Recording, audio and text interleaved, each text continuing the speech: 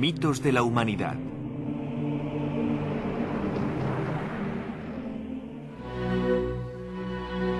El Mahabharata.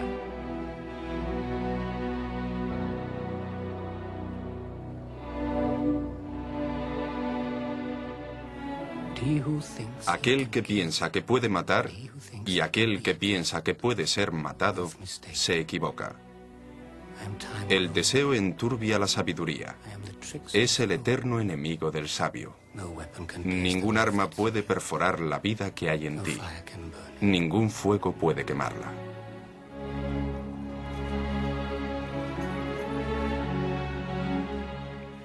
En Occidente a veces estudiamos las grandes obras de la literatura antigua, más bien por obligación que por puro placer. Homero, Shakespeare, nos parecen extraños, intelectuales, elitistas. El pasado no está vivo para la mayoría de nosotros. Hemos perdido nuestra conexión con él y nos sentimos extraños incluso en el mundo de nuestros abuelos. Es el precio que tenemos que pagar por el progreso que, en definitiva, es la creencia de que las edades doradas están siempre en el futuro, en la vanguardia. Ordenadores, medicina, ciencia. El pasado es una vergüenza. Nos avergüenza nuestra ignorancia, nuestras estúpidas supersticiones. Asumimos que es igual en todas partes, o pronto lo será. Paul William Roberts, viajero y escritor prolífico. Su libro más vendido en la India es El Imperio del Alma. El imperialismo del siglo XIX era muy diferente al de la actualidad, que se manifiesta en forma de multinacionales y bancos que actúan invisiblemente, y Hollywood que hace el resto. No interfiere directamente, pero no por ello es mucho más benigno que el antiguo. Al ocupar físicamente a las naciones, nos convertíamos en saqueadores. Por lo menos éramos más directos y honestos con nuestros objetivos en el tercer mundo, pero también mucho más brutales, ya que éramos más visibles y por tanto más vulnerables.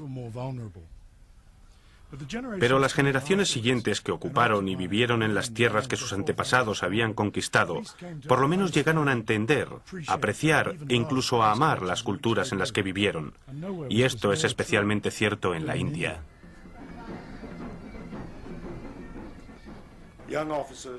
A los jóvenes oficiales o los funcionarios que llegaban por primera vez a sus nuevas casas entre hojas de palmeras y campos de arroz, o en el calor y el polvo de un acantonamiento del desierto, solían aconsejarles algún viejo sirviente indio bien intencionado de que si querían entender la verdad, la esencia del lugar y sus gentes, debían leer simplemente un libro, el Mahabharata, la epopeya más antigua del mundo, con mucho, y con sus 90.000 versos, el gran poema épico más largo del mundo, superando a la Biblia y a todas las obras de Shakespeare juntas.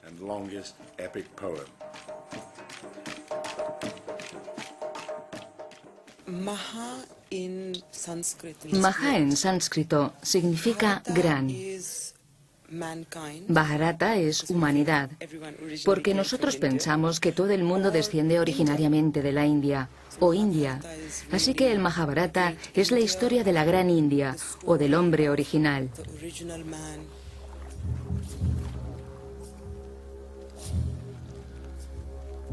La Gran India cuenta la historia de dos grupos de primos. Los 5 hijos del difunto rey Pandu, los Pándavas, y los 100 hijos del hermano de Pandu, el rey ciego Dhritarashtra, los Kauravas. Y de su enfrentamiento y lucha final por la posesión de la tierra. Los Kauravas tuvieron un nacimiento grotesco y diabólico. Los Pándavas, en cambio, fueron engendrados por dioses, y a lo largo de la historia reciben la ayuda de deidades y profetas, incluido Vyasa, el autor del poema. ¿De qué trata tu poema? Trata de ti. ¿De mí? Sí. Es la historia de tu raza, cómo nacieron tus antepasados, cómo maduraron, cómo estalló una gran guerra. Es la historia poética de la humanidad. Y si la escuchas atentamente, al final serás una persona diferente. Duryodhana y todos sus hermanos quieren matarnos.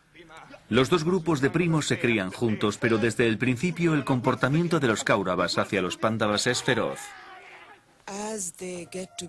Cuando cumplen 18 o 20 años, la rivalidad se intensifica y se convierte en una lucha por conseguir la mano de la hermosa princesa Draupadi. Uno de los hermanos Pandavas, Arjuna, logra su mano en una lucha justa. Pero la madre de ellos, ignorando esto, les dice: compartidla entre los 5. Draupadi se convierte en la esposa de los 5 hermanos Pandava. La desposaremos los 5.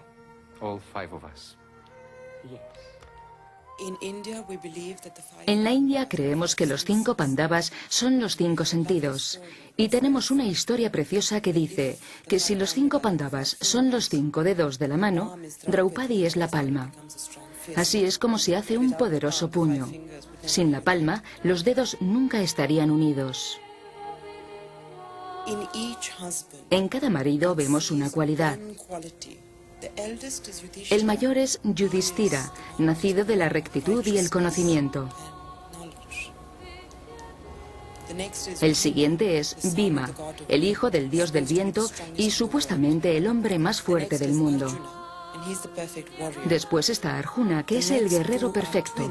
Le siguen los gemelos Nakula y Sahadeva, las formas más elevadas de conocimiento y sabiduría. Cada uno de ellos es una parte del todo, pero cuando se unen se completa la naturaleza humana. Esa es nuestra visión de los Pandavas y Draupadi.